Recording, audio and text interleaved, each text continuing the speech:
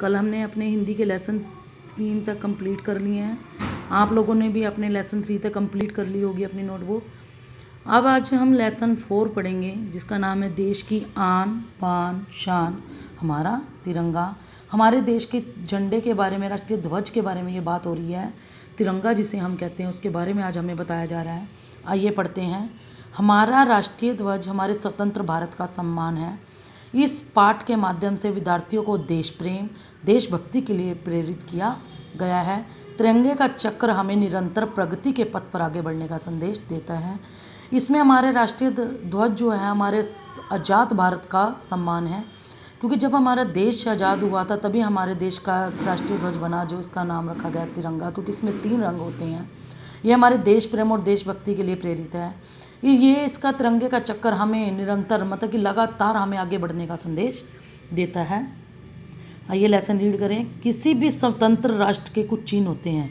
कोई भी अगर स्वतंत्र देश है तो उसके अपने कुछ चिन्ह होते हैं, उस देश का सम्मान व पहचान होते हैं, जैसे राष्ट्रीय ध्वज, राष्ट्रीय गान, राष्ट्रीय गीत, राष्ट्रीय फूल, राष्ट्रीय पशु, राष्ट्रीय पक्षी आदि। मतलब कि हर देश के अपने अलग अलग होते हैं उनकी पहचान के लिए।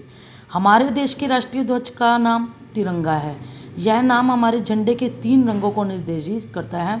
हमारे देश के झंडे में 3 रंग हैं, केसरिया, सफ़ेद और हरा, इसलिए इसे तिरंगा कहा जाता है। ये हमारे देश की आन बान और शान को प्रदर्शित करते हैं। यह तिरंगा भारतवासी तिरंगे के मान सम्मान के लिए प्राणों की बाजी लगा देते हैं। वास्तव में राष्ट्रीय ध्वज की भी अपनी गाथा है, जो अपनी स्वतंत्रता की कहानी है। मतलब कि इसकी अपनी भी एक कहानी है तिरंगे की। आइए हम उसके बारे में पढ़ते हैं। स्वतंत्रता प्राप्ति के बाद जब राष्ट्रीय ध्वज के स्वरूप निर्धारण की बात आई, तब तिरंगों को थोड़े से परिवर्तन के साथ राष्ट्रीय ध्वज स्वीकार लिया गया। उसमें पहले चक्र के स्थान पर चरखा था। स्वतंत्रता जब हमें आज़ादी प्राप्त हुई तो राष्ट्रीय ध्वज क्या बनाया जाए उसकी बात सामने आई। अब तिरंगे में क्या, पहले भी हमारा तिरंगा था, लेकिन उसमें थोड़े से परिवर्तन के साथ उसे स्वीकार कर लिया गया। पहले इसमें चरखा बना हुआ था, अब उसकी जगह पर हमारे क्या बन गया है, चक्र बन गया है। जैसा कि आप देख सकते हैं, उसमें थोड़ा सा परिवर्तन करके इसको हमने राष्ट्रीय ध्वज क्या किया गया, घोषित किया गया। हमारे राष्ट्रीय ध्वज में 3 रंग होते हैं, केसरिया, सफ़ेद और हरा। झंडे की लंबाई और चौड़ाई में 3 और 2 का अनुपात होता है। ये क्वेश्चन आ सकता है कि झंडे की लंबाई चौड़ाई में कितने का अनुपात होता है। इसमें 2 और 3 अनुपात 2 का होता है। इसमें 3 और 2 का अनुपात होता है। सबसे ऊपर केसरिया रंग होता है, और जो देश के वीरों के बलिदान का प्रतीक है। ये क्वेश्चन आ सकता है कि केसरिया रंग किस चीज़ का प्रतीक है। ये देश के वीरों के बलिदान का प्रतीक है। बीच में सफ़ेद रंग है, जो देश की शांति, सत्य और ज्ञान का प्रतीक है। हरा रंग सबसे नीचे होता है, जो संपत्ता, समृद्धि, हरियाली और खुशहाली का प्रतीक होता है।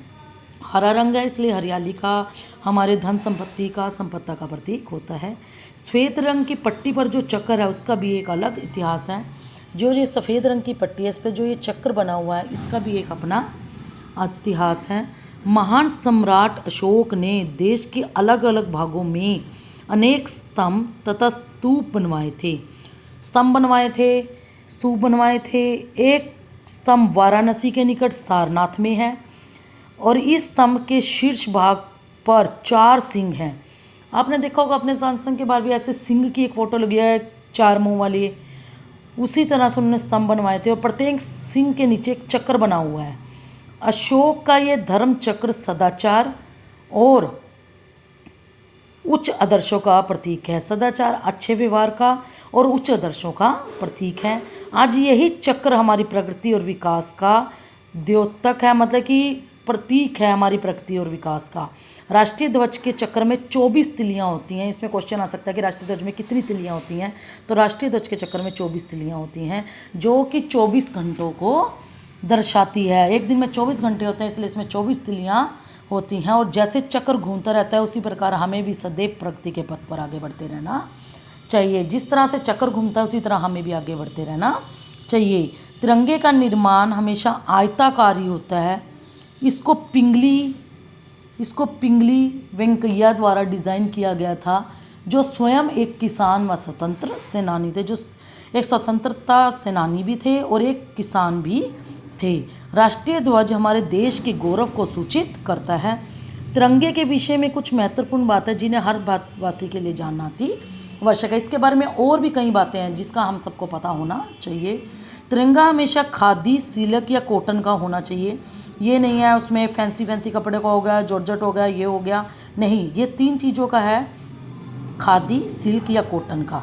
इसका डंडा सदा सीधा रहना चाहिए, कभी भी ये झुकना नहीं चाहिए और पताका उसके शीर्ष पर लहराना चाहिए। और जो ये झंडा है, जो डंडा सीधा रहता है उसके बिल्कुल सबसे ऊपर, यानी बीच में लगा दिया, सबसे नीचे लगा दिया, नहीं, सबसे ऊपर लहराना चाहिए। राष्ट्रीय शोक के समय झंडा आधा झुका रहता है। जैसे कोई महान हस्ती, कोई महान नेता जब कोई हम इस दुनिया से चला जाता है तो उसके शोक में झंडे को क्या किया जाता है, आधा झुका दिया जाता है। फटे हुए क्षतिग्रस्त झंडे को नहीं फहराया जा सकता। हमें फटा हुआ झंडा नहीं, हम नहीं लहरा सकते, ना ही उसकी कोई सजावट का, ना ही यह कोई सजावट का सामान है। ज़मीन पर झंडा कभी नहीं छूना चाहिए। जब तिरंगा फट जाए या रंग खराब हो जाए तो उसे जल समाधि दे दी जाती है। मतलब कि झंडे को ये नहीं है फट गया तो उसको उतार के फेंक दिया, उसको जल समाधि दे दी जाती है। सचिवालय, मुख्यालय, कमिश्नर तथा जिलाधिकारी के कार्यालय, कचहरी, जेल आदि सरकारी भवनों पर राष्ट्रीय ध्वज नित्य लहराता रहता है। राष्ट्रीय पर्वों पर, सार्वजनिक स्थानों पर, कार्यालयों पर भी राष्ट्रीय ध्वज, जो भी सरकारी ऑफिस हैं, जो भी कार्यालय हैं, उनके हर जगह आप देखेंगे कि वहाँ पर राष्ट्रीय ध्वज फहराया जाता है। हमारे राष्ट्रीय ध्वज हमारी स्वतंत्रता और पौरुष का प्रतीक है। इसके सम्मान और मर्यादा की रक्षा करने के लिए हमें हर प्रकार से तत्पर रहना चाहिए, तैयार रहना चाहिए। किसी कवि ने सच ही कहा है, तिरंगा है भारतीयों की शान, तिरंगा ही भारत माँ की यान, तिरंगा है वीरों का बलिदान। तिरंगा ही है जो हमारे भारतीयों की शान है और ये भारत की आन है और यही हमारा तिरंगा है जो वीरों के बलिदान से हमें प्राप्त हुआ है। ये था हमारा लेसन 4, देश की आन बान शान हमारा तिरंगा। इसकी वीडियो आप साइट पर देख सकते हैं और ये इसके जो वर्ड मीनिंग हैं ये मैं आपको सेंड कर दूंगी ग्रुप में, वहाँ पर आपने इसको राइट भी करना है और लर्न भी करना है। मैं लेसन की पिक भी आपके पास भेज दूँगी। Thank you.